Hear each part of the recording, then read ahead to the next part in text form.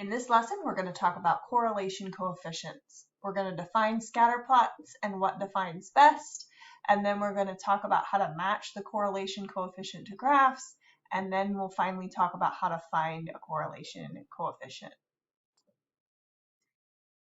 In a scatter plot, we know that a scatter plot shows the correlation between two things. It can be a positive correlation, it can be a negative correlation, or it could be no correlation at all.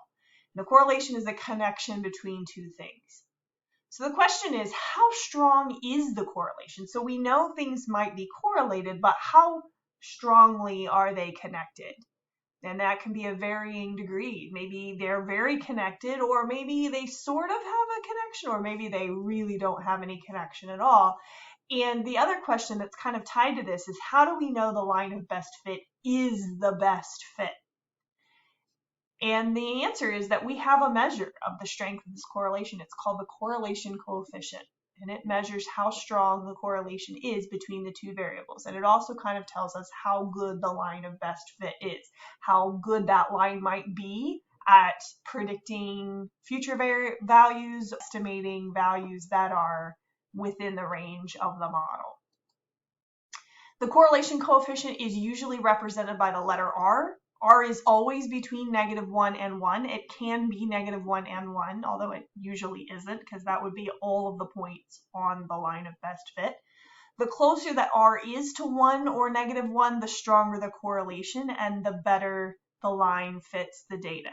So you want it to be really close to 1 or -1. A correlation coefficient that is positive means that the slope of the line of best fit is positive and that the correlation is also positive. As one variable increases, so does the other. A negative correlation coefficient means that the slope of the line of best fit is negative and that the correlation is negative. And as one variable increases, the other one will decrease. Let's take a look at, before we find how to find those correlation coefficients, I want to take a look at some graphs and match the correlation coefficient to the graph. So here we have a scatter plot, and this is a really good line of best fit. It goes through every single point. So its correlation coefficient would be 1, and it's positive. If it was going down, it would be a -1. It's going up, so it's a +1. And that means as x is increasing, y is increasing. This one has a correlation coefficient of -0.6, which isn't as good. And you can see from this line that it doesn't fit that data very well. It follows the trend of a negative, but it doesn't fit. There's a lot of scatter here very well. If we take a look at this one, I have two different correlation coefficients. I have 0.4 and 0.9. And we have two different graphs. Which one do you think the 0.4 matches? If you said this one, you are correct, because the 0.4 means that it's not very close to 1 or -1. And this is pretty scattered data. So the line kind of fits the data. It kind of has a trend, but it's not great. And so that means if I'm using this model to estimate or to predict, it's probably not going to give me a great estimation. For this one, the correlation coefficient is 0.9.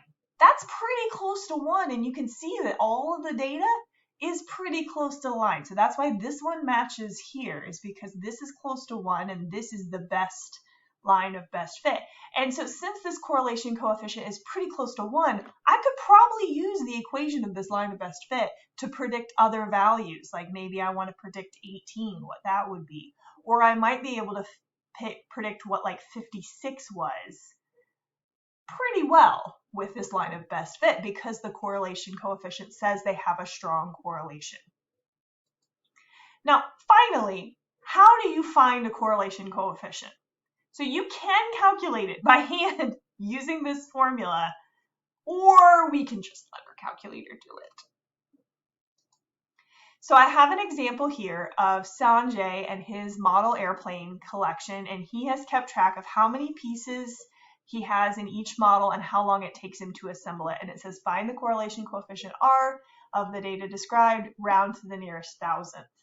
So I would assume that there's a pretty good connection between how many pieces there are and how long it takes him to assemble it. To find the correlation coefficient with your calculator, first you're going to turn on the diagnostic. So you want to go to the catalog of your calculator, which is a catalog of every function on the calculator.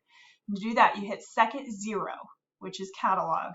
And then if you go to alpha D, it'll take you to the lists of Ds, and then you just need to scroll down to diagnostic on. And when you hit enter on diagnostic on, it's just going to say done on your screen, and it's not going to look like it did anything. Then you're going to run the linear regression. So just to review, you're going to go to stat, edit, which is number 1, and you're going to type in this into L1 and this into L2, hitting enter after each piece of data, and then arrowing over to the second column to enter this data. Then you're going to go to stat, over to calculate, and then you're going to choose number 4, which is the lin reg for linear regression. You're going to hit enter a whole bunch of times. I think it says 2, but I think it's actually more like 5. And then it's going to calculate the linear regression. And this is your line of best fit. So y equals 0.341x plus 26.6. This r down here is our correlation coefficient. And rounding to the nearest thousandth would be 0.756. So this is the thousandths place, and it's closer to 5.6 than it is to 5.5 because of this 9. So the correlation coefficient is 0.756. That's a fairly strong-ish correlation between the number of pieces and the time, but it probably could be stronger. If he had more pieces of data, we might be able to get a more accurate line of best fit, and then the correlation coefficient might be more correct.